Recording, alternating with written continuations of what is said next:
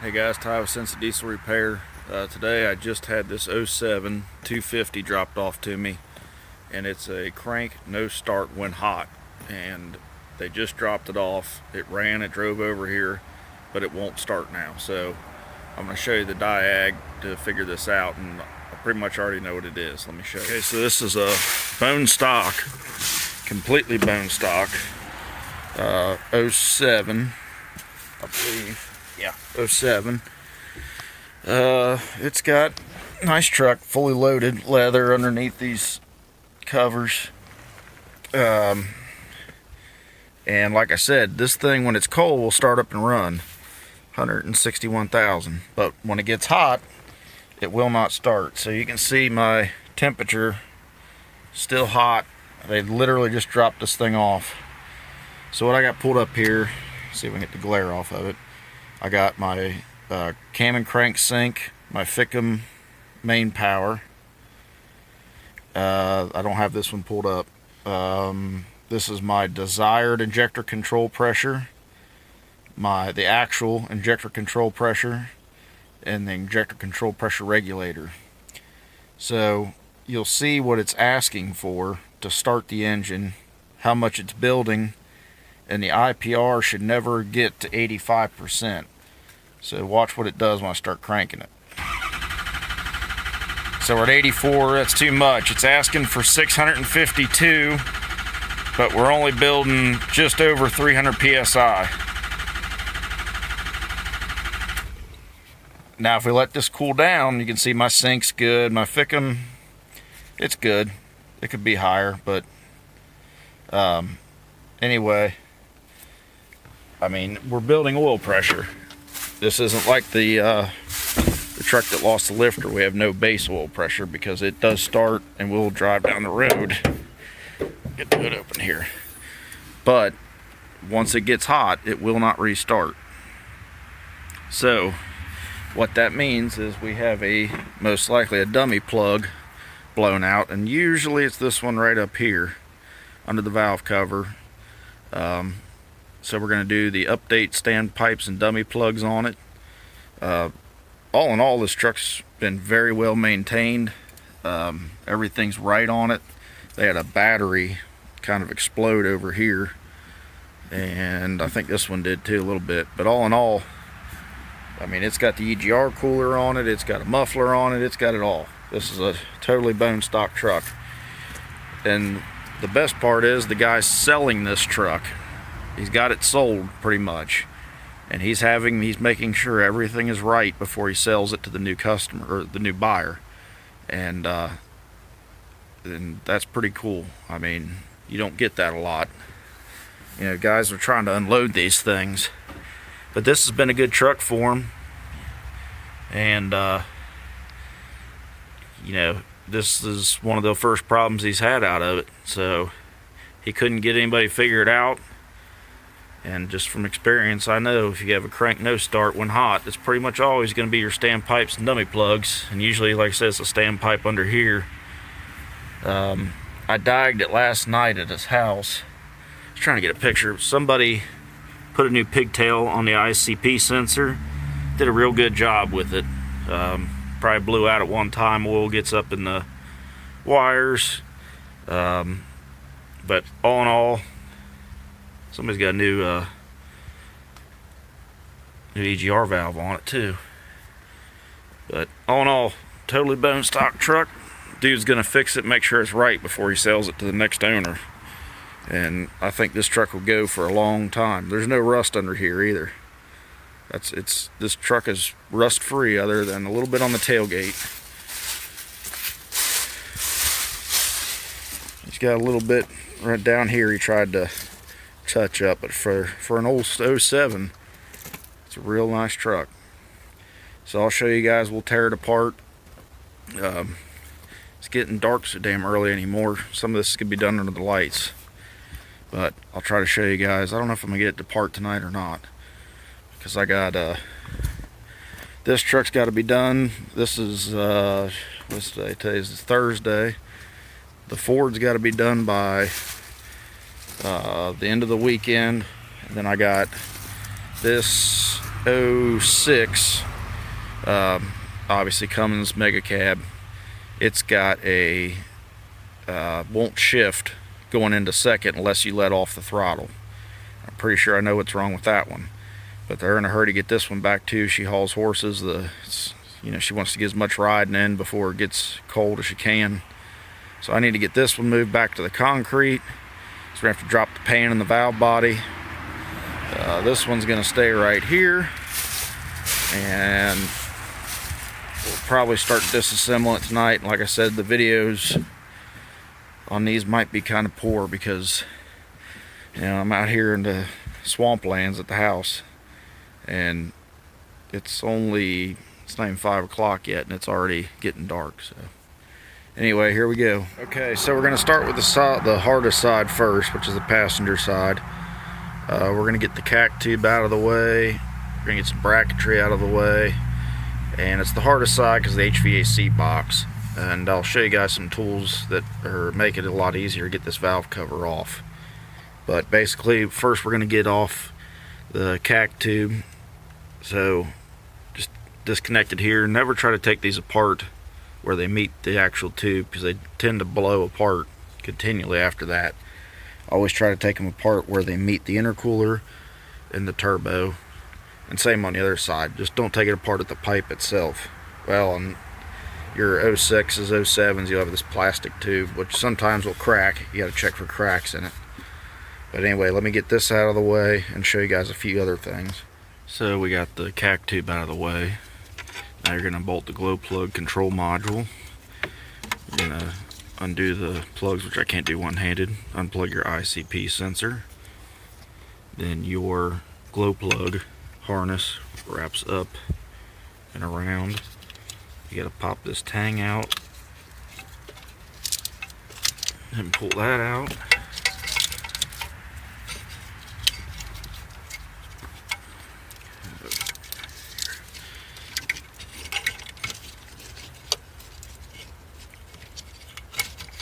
Okay, you lay that out of the way.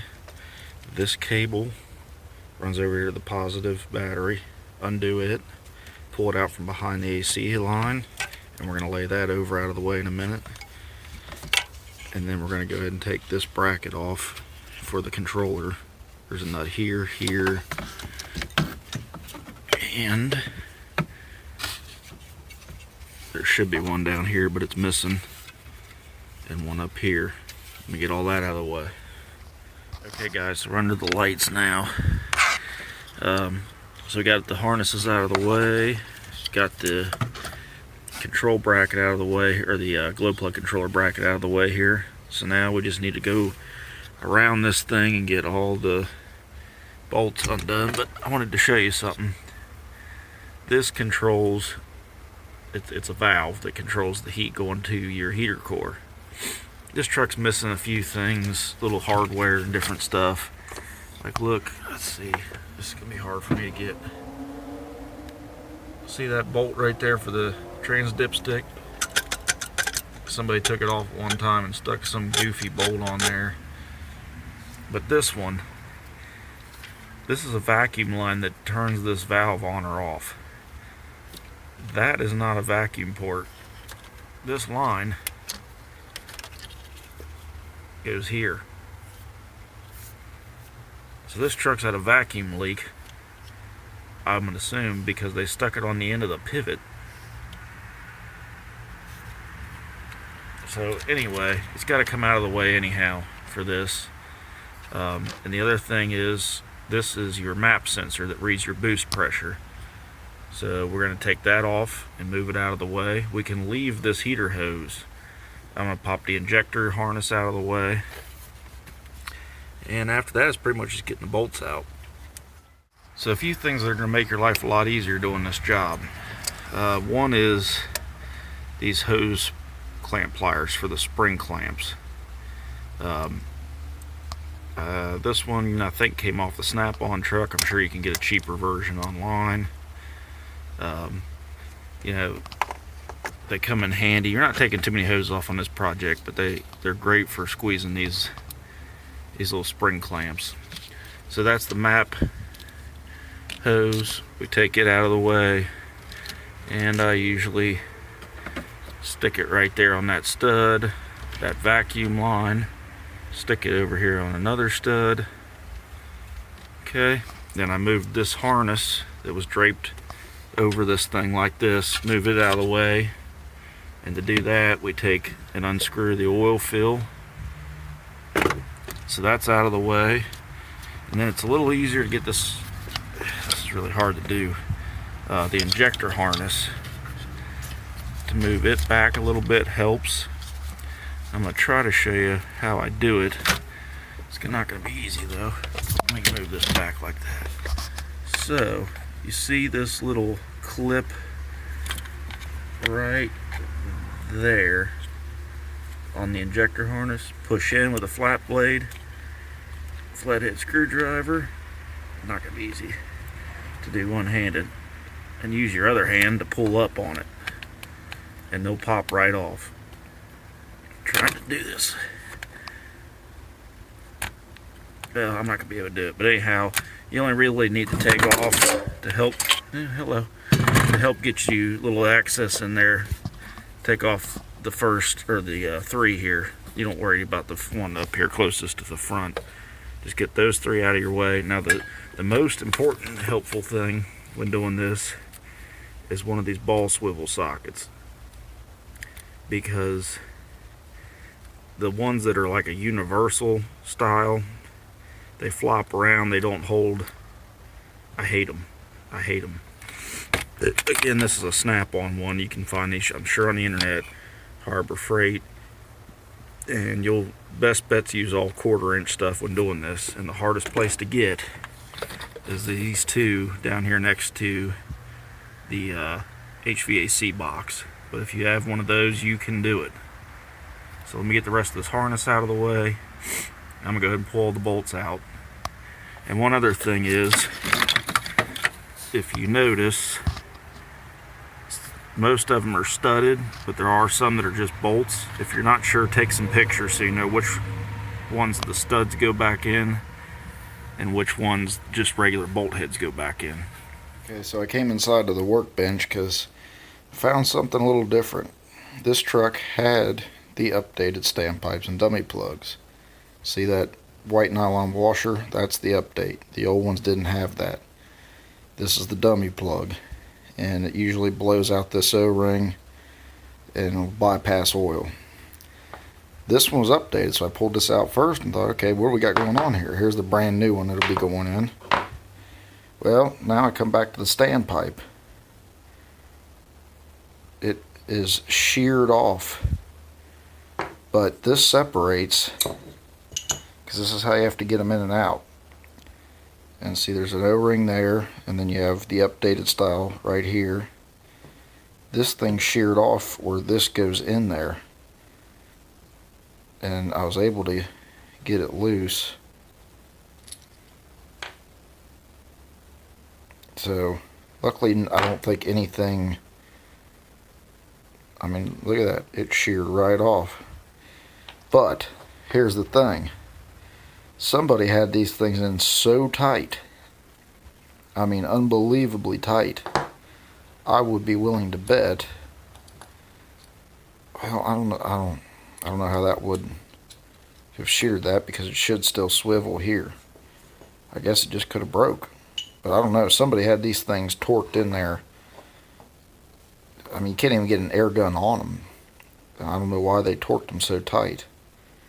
But anyhow, I'll guarantee that was the issue right there. It snapped the part of the standpipe. Now my problem is, let's walk out here.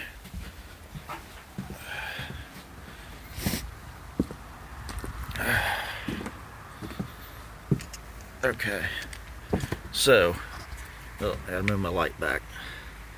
So this is your oil rail. Your dummy plug is in the front on this side. Standpipe's in the rear. So you saw the small piece of that standpipe that came out, but the problem is that long piece is still in here. And I can't feel it. I can't get a magnet on it. I don't know where it's at. Should be able to. So I think I'm gonna have to take this whole, they call it a W rail. I think I'm gonna have to take this whole oil rail off. Pull the oil rail off, and then we should see the standpipe sticking up out of there. Man, what a pain in the ass. And like I said, I don't know why somebody had them put in there so damn tight. But I guess we'll try tomorrow. I don't know, we might do it tonight, we'll see. So the new standpipes and dummy plugs are back in. Before I close it up, I checked this plug right here. It's an Allen, sits right here. And if you look, the O-ring is pretty close to blown out, and this thing was only about hand tight. So we're going to replace the O-ring, put that back in. Let me show you guys the standpipe. So finally got the standpipe out of the motor, and you can see where it's sheared completely off. To get it out, I actually had to pull the oil rail, but it snapped in half. That's why we had to crank no start. Went hot. So let's get this side will go back together the same as the other, or just the opposite of the way we took it apart, and then I'll show you guys the other side. So for the passenger side, you're going to remove your air cleaner and your intake going up the turbo. This hose that comes over and hooks in to your radiator here, it stays connected at the bottle. This hose comes up from your EGR cooler, plugs in here, take it off. I usually just stick it on this stud, then loop this hose back around, take the bolts out of your coolant bottle here, and you can kind of move it. You don't need to get it completely out or anything, but like, you know, that right there, I can work around that. Now we're going to get our Fickum out and get some of the wires moved here, Fickum bracket, and then we should be able to get the valve cover up out of the way. Now this side I think really is much easier. So the Fickum's out, so we got a Fickum bracket here, and we got glow plug harness. I already got this unhooked. Do the same thing as the other side, unhook it and fish it out of here. Just lay it up here out of the way. Now this is your exhaust back pressure sensor. Go ahead and unclip it, pull that harness up out of your way. Now when you go to take off this front Fickum bracket, you just have a stud here, or nut here, but it's hard to see. The exhaust back pressure sensor tube has that nut right there. You got to remember to take that off. Then you can get the bracket out of the way. Hang this bottle back up out of my way so you guys can see. Good enough. So now in the back there's the other Fickum bracket. There's a nut back here, and then the other one's down on the side. Really easy to see. You'll find it. Once you get that Fickum bracket out of the way and this one out of the way, then all you got to do is start taking the, well, don't forget your oil dipstick, which again, somebody's got the wrong hardware on this one. Does it move? Yep.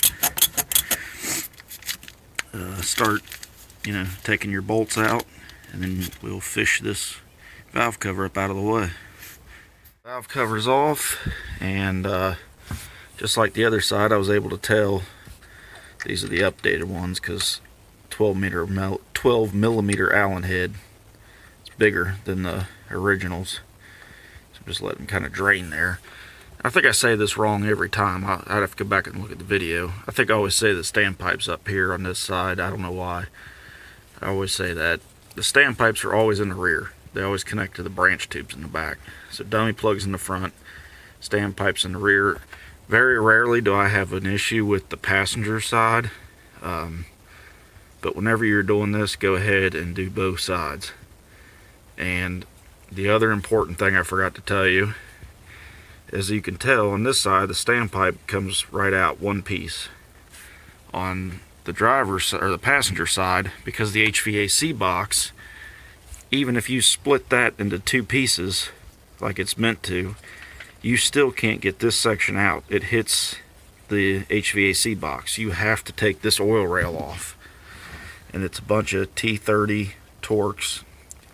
It's really not that big of a deal, but just leave the lower part down in there, take the oil rail, pop it off.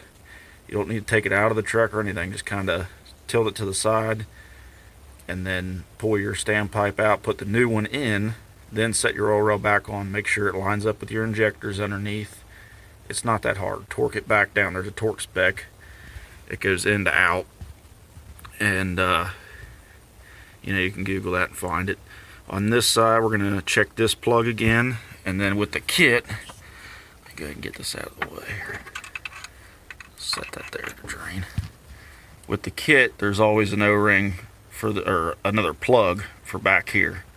So you want to make sure you replace that, and always check this O-ring on here.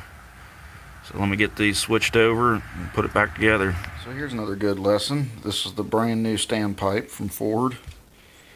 And I always put a little oil on these O-rings. Look at that. Right out of the bag. Broken. That's cute. That would have cost me my own time, my own money.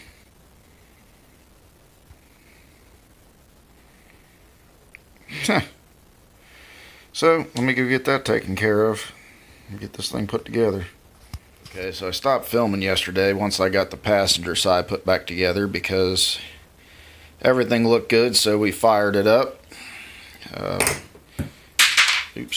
Fired it up and took it for a drive. Come back with it warm, turned it off, crank, and no start. So I know we had another issue somewhere. Well, this was the original finding. Broken standpipe. This is the way they're supposed to look.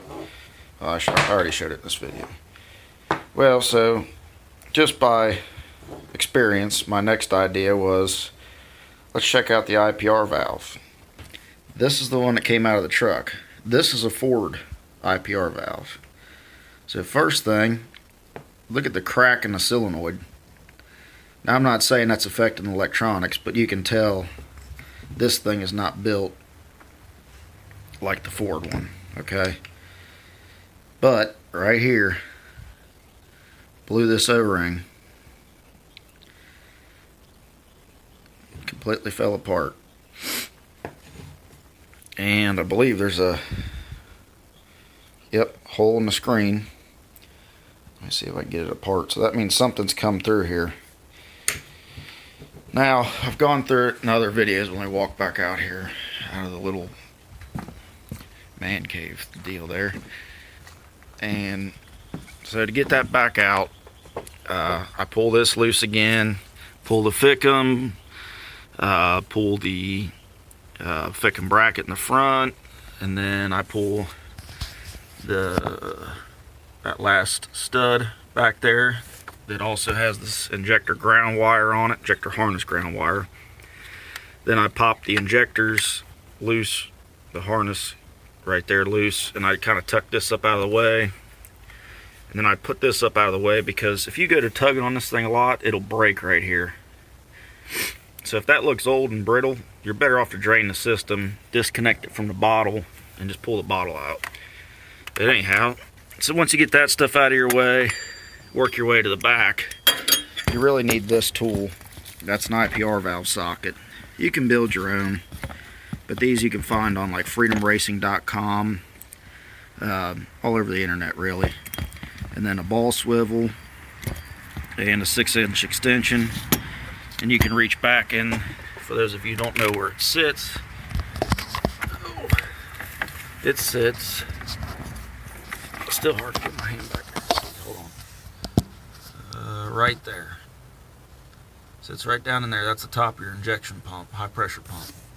So you got your turbo. So anyhow, you kind of got to wiggle it out of there. But I'm pretty sure that's That's the problem. Now, we didn't waste any time replacing the standpipes and dummy plugs because the one was broke in half. Just so happened the IPR valve was junk too. And there is an easier way to do this, but it would have been hard to show up.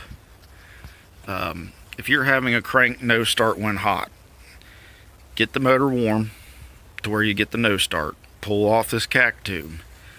Pull out the ICP sensor, and again, you can go onto like Amazon, Freedom Racing, and you can get an adapter that screws in where the ICP sensor screws in, and you can put a shop air fitting in there for compressed air. Plug your compressed air in and you'll hear the leak. If it's like an injector, you can, on this side, you can pull the oil cap. You have to give it a few minutes because it's trying to push all that oil back, but eventually you'll hear a leak coming from this side through the oil cap, or if it's on the other side, you'll have to pull the air filter or the air intake out, and it's baffled down here for the crankcase ventilation. That's what's on this passenger side. Top valve covers your crankcase ventilation system. You'll hear it through here, but sometimes with an IPR like that, it's kind of hard to hear. So I did it without doing that test. Now if I put it back together and something still seems wrong, I'm going to go to that test. But from just experience with this truck, that's why I did not do it. So let's put it back together and see what happens. Okay, so we're back from a test drive. We have the sun glare, and you can see temperature's up on it. So again, we're watching the injector control pressure, the desired pressure, the IPR, which we don't want to see hit 85 or anywhere close to it. And then I didn't show this before, but if you want to look at your IPR or ICP voltage, it should be 1/4 of a volt for your ICP sensor. So we're going to crank it and fire it right off. Now you saw it jump up there for a second. You know, there might still be a little air in the lines from replacing those parts, but I can tell you right now it's running exactly how it should. It fires off in just a second or two. Let's try it again.